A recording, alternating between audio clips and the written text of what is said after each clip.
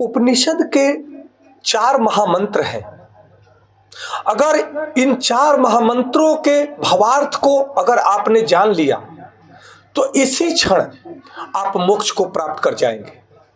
यह 4 महामंत्र है जो हमारे जीवन को अद्भुत दिव्यता प्रदान करने वाले हैं। यदि मैं आपसे पूछूं कि आप कौन हैं, क्या आप शरीर हैं, क्या आप नाम है, क्या आप पद है, तो आप कहेंगे कि मैं शरीर हूं या मैं शरीर नहीं हूं। जो भी आप ज्ञान रखते हैं आप उस पर उत्तर देंगे। परंतु इस बात को समझने की आवश्यकता है कि हमारे उपनिषद कहते हैं कि नहीं, आप शरीर नहीं है, आप नाम नहीं है, आप पद नहीं है, बल्कि आप इन सब से कहीं और अधिक हैं। जो यह 4 महावाक्य हमें बतलाते हैं कि अहम ब्रह्मास्मि, दूसरा महावाक्य है तत्त्वमसि, तीसरा महावाक्य है कि प्रज्ञानम ब्रह्म है, और चौथा महामंत्र है अयम आत्मा ब्रह्म। इन 4 महामंत्रों को जानने की आवश्यकता है। इसके गहरे सिद्धांत को, भावार्थ को समझने की आवश्यकता है। जो व्यक्ति इन 4 महामंत्रों के भावार्थ को जान जाता है वह इसी क्षण से मोक्ष को प्राप्त कर जाता है। ये 4 महामंत्र केवल हमारे पवित्र उपनिषद के श्लोक नहीं है, ये आत्म जागरण की घोषणा है। अहम ब्रह्मास्मि का भावार्थ होता है मैं ब्रह्म हूं। यह अहंकार की घोषणा नहीं है कि मैं ब्रह्म हूं, मैं अहंकारित हूं, नहीं, यह आत्मबोध की घोषणा है। मैं ब्रह्म हूं, मैं यह शरीर नहीं हूं, क्योंकि इस शरीर का अंत निश्चित है। मैं तो शुद्ध चेतन आत्मा हूं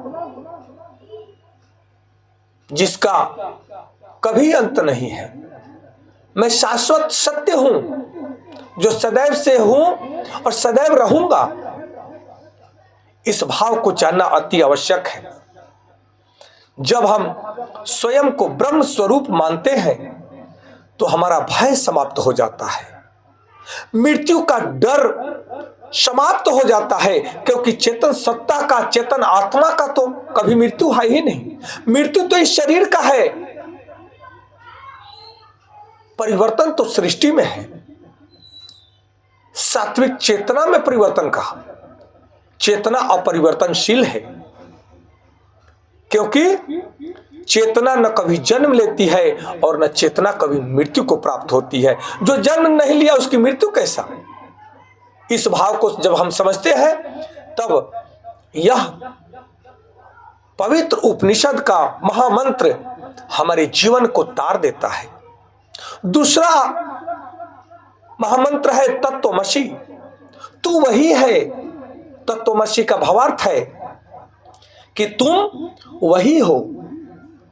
शिष्य अपने गुरु से पूछता है कि गुरुदेव मैं कौन हूं, तब गुरु कहते हैं अपने शिष्य से कि तत्त्वमसि, तू वही है जिस परम सत्य की खोज बाहर कर रहे हो वह तुम्हारे भीतर है, और भीतर ही क्या, तुम स्वयं हो। स्वयं से स्वयं की खोज करना ही परमात्मा का खोज करना है, क्योंकि हम स्वयं परमात्मा के स्वरूप हैं।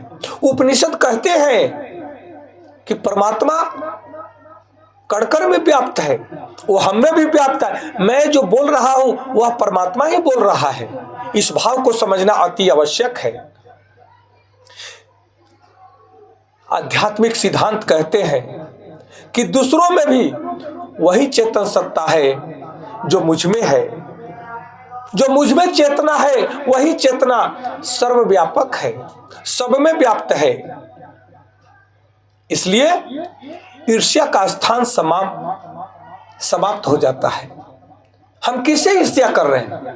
अगर सामने वाले से ईर्ष्या कर रहे हैं, द्वेष कर रहे हैं, क्रोध कर रहे हैं, तो हम अपने से ही क्रोध कर रहे हैं, अपने से ही ईर्ष्या कर रहे हैं।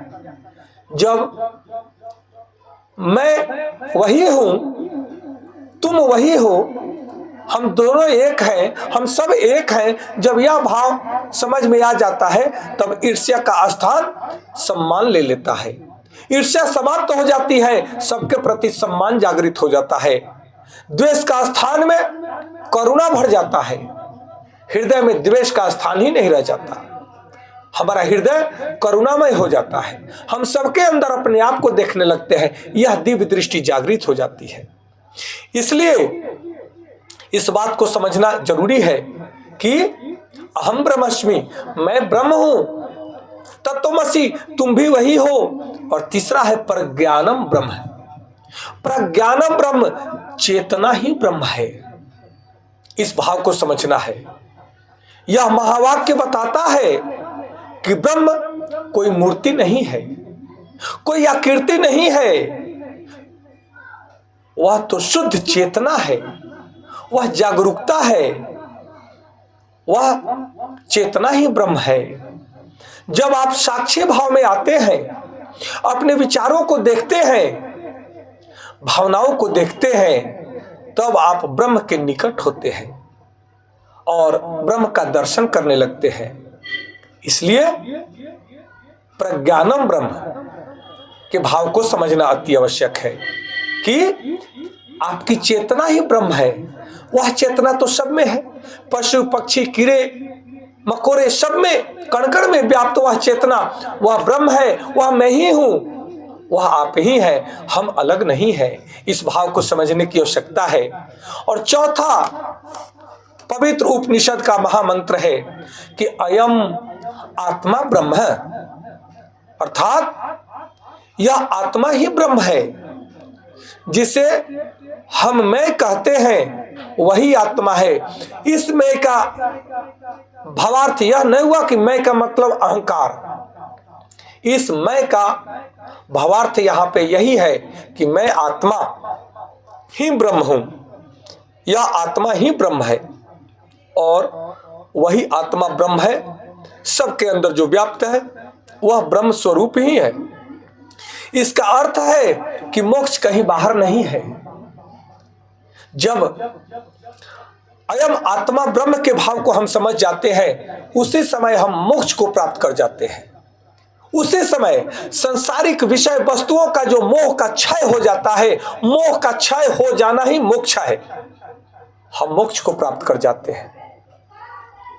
जब जिस व्यक्ति को आत्मबोध हो जाता है तो वह मोक्ष को प्राप्त कर जाता है। इस भाव को समझना अति आवश्यक है।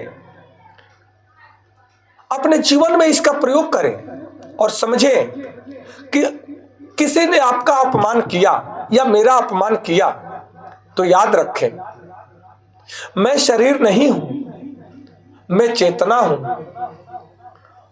और मान अपमान तो सांसारिक शरीर और नाम या पद का होता है।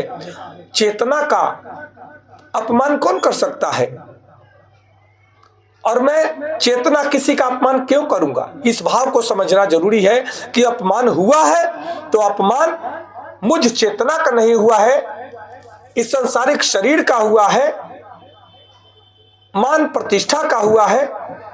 मैं मान नहीं हूं, मैं पद नहीं हूं, मैं शरीर नहीं हूं। इसलिए इस भाव को जब समझते हैं तब हमारे अंदर का क्लेश समाप्त हो जाता है। अगर सफलता मिलती है तो भी अहंकार नहीं करना है। अहंकार किस बात का? सफलता मिली तो यह चेतना की सफलता है। क्रिएटर तो चेतना है, क्रिएटर तो सोल है। मैं कौन होता हूं? मैं तो एक यंत्र हूं। यह शरीर एक यंत्र है जो चेतना के माध्यम से चल रहा है। तो अहंकार किस बात का? सब में वही चेतना है, जो सफल है उसमें भी वही चेतना है, जो असफल हुआ है उसमें भी वही चेतना है। इसलिए हम सबका सम्मान करें। अगर दुख आता है, परेशानी आती है, कठिनाई आती है, तो यह आत्मा को जागृत करने का साधन बन जाता है।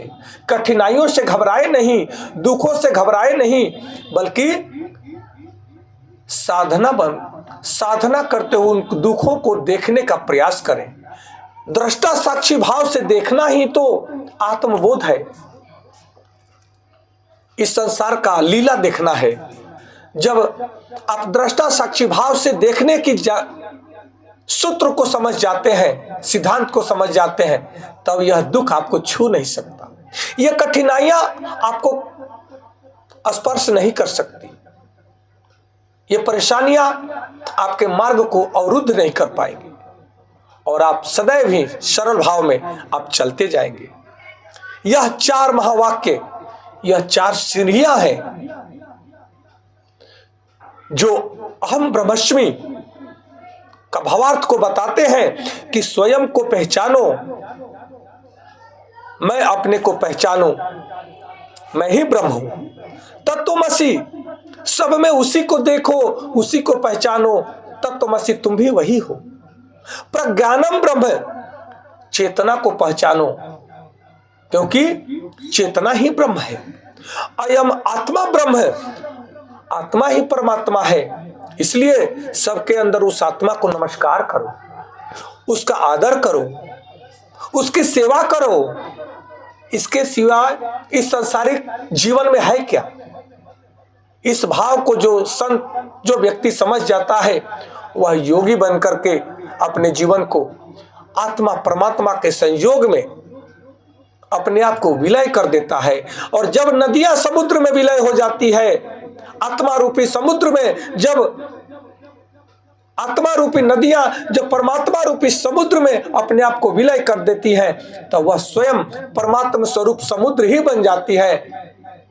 नदियों का नाम समाप्त हो जाता है और वह समुद्र का रूप धारण कर लेते। उसी प्रकार से जब यह आत्मा अपने आप को परमात्मा स्वरूप में, परमात्मा आचरण में जब यह अपने आप को विलय कर देता है, तब यह आत्मा ही परमात्मा बन जाता है। इस भाव को समझना अति आवश्यक है कि जिस दिन यह अनुभव हो जाएगा, उसी दिन हमारा जीवन बदल जाएगा। इसलिए आप अपने आप को कहीं से हीन न समझें, कहीं से कमजोर न समझें, कहीं से अपने को छोटे नहीं समझें। आप छोटे नहीं हैं, आप सीमित नहीं हैं, आप वही अनंत चेतना है जो अपने चेतना को जागृत किया, वह क्षितिज तक पहुंचा है। परमात्मा के सिद्धांतों पर चल करके हमारे महापुरुषों ने, ऋषि मुनियों ने बड़े बड़े उपलब्धियों को प्राप्त किया है, सिद्धियों को प्राप्त किया है। आप भी वही चेतना है, आप उन बड़ी बड़ी सिद्धियों को प्राप्त करने की क्षमता, योग्यता आप में है। परंतु जब आप अपने को जान जाएंगे, तब आप कुछ भी प्राप्त कर सकते हैं। आज से संकल्प करें और अभ्यास करें कि शरीर से नहीं, आत्मा से जीना है। शरीर हमारा साधन है, इसको स्वस्थ रखना हमारी जिम्मेदारी है, दायित्व है। इसको स्वस्थ रखना है, इसको ऊर्जावान बनाना है और इसको शक्तिशाली बनाए हुए, रखते हुए हमें आत्मभाव से जीना है। जिस दिन हमें आत्मभाव से जीने आ जाएगा, उसी दिन हम जीते जी मोक्ष को प्राप्त करके परमानंद की प्राप्ति में सदैव चलते रहेंगे। क्योंकि हमारे पवित्र उपनिषद की घोषणा है कि आप वही हैं जिसकी आप तलाश कर रहे हैं, जिसको आप खोज रहे हैं, वह आप ही हैं। जिसको आप खोज रहे हैं वह कहीं और नहीं है, अन्यत्र नहीं है, वह आपके अंदर ही है। आप सांसारिक विषय वस्तुओं से अपने मन को तो हटाओ, अपनी दृष्टि को बाहरी दृष्टि दर्शन से तो हटाओ, अपनी दृष्टि को अंतर्मुखी करो, अपने अंदर देखो, अपने अंदर झांको, आप स्वयं से मिलोगे। कहते हैं कि जीवन बीत जाता है अपने से मिलने के प्रयास करते करते, और बहुत से लोग तो अपने को जान भी नहीं पाते।